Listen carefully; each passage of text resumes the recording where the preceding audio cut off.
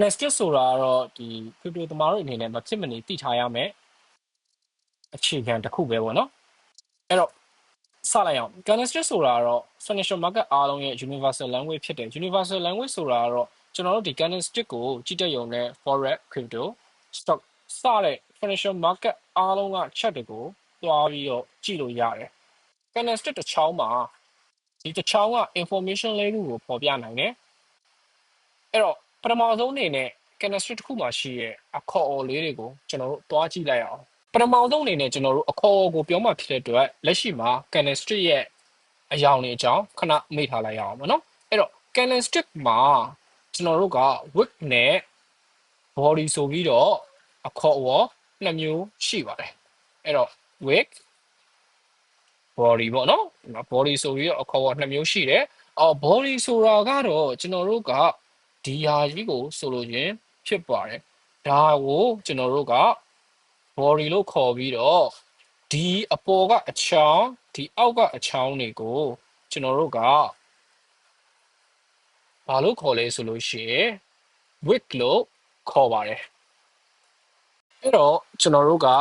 chemistry အခေါ်အဝေါ်ပြီးသွားပြီဆိုလို့ရှိရင်စောနာကကျွန်တော်ပြောခဲ့တဲ့ chemistry တစ်ခုတည်း information လေးခုကိုပေါ်ပြတဲ့အကြောင်းကိုဆက်ပြီးတော့ပြောကြမယ်အဲ့တော့ information လေးခုဆိုတာကတော့ဘာကိုပြောတာလဲဆိုလို့ရှိရင်တော့ဒီ chemistry တစ်ချောင်းမှာပေါ်ပြတာက okay information တစ်ခုနှစ်ခု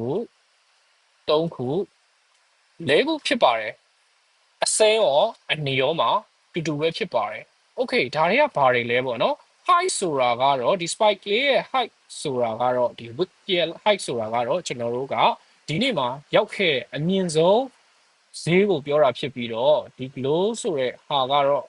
ဒီနေ့မှာရောက်ရှိခဲ့တဲ့အနှိမ့်ဆုံးနေရာကိုပြောတာဖြစ်ပါတယ်အဲ့တော့ဒီ body ကဘာကိုပြောတာလဲဆိုလို့ရှင်တော့အဖွင့်ဈေးနဲ့ကျွန်တော်တို့ကအဖွင့်ဈေးဖြစ်ပြီးတော့ဒီကောင်ကအပိတ်ဈေးကိုပြောတာဖြစ်ပါတယ်အဲ့တော့အဲ့ဒီလိုမျိုးပဲဒီဘက်အနေအောင်မှာလဲကျွန်တော်တို့ကဒါဒီနေ့ရဲ့အမြင့်ဆုံးဈေးဒီ width ဒီနေ့ရဲ့အနှိမ့်ဆုံးဈေးကိုပြောတာဖြစ်ပြီးတော့အနေအောင်မှာကျတော့ကျွန်တော်တို့ကဒီရဲ့ body ရဲ့အပေါ် body ကဒီနေ့ရဲ့အဖွင့်ဈေးကိုပြောတာဖြစ်ပြီးတော့ဒီအောက် body ကအပိတ်ဈေးကိုပြောတာဖြစ်ပါတယ်အဲ့တော့ဒီနေ့ရဲ့အဖွင့်ဈေးထက်အပိတ်ဈေးကနှိပ်သွားပြီဆိုလို့ရှိရင်တော့ဒီ candlestick ကအနီအောင်ဖြစ်မှာဖြစ်ပြီးတော့ဒီနေ့ရဲ့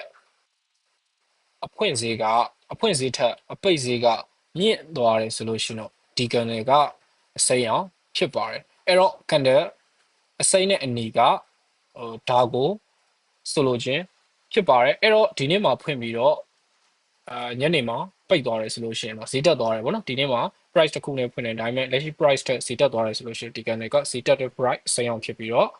လက်ရှိရှိနေတဲ့ price ထက်ကျသွားပြီးပိတ်သွားတယ်ဒါကအနီအောင်ပြောခြင်းဖြစ်ပါတယ်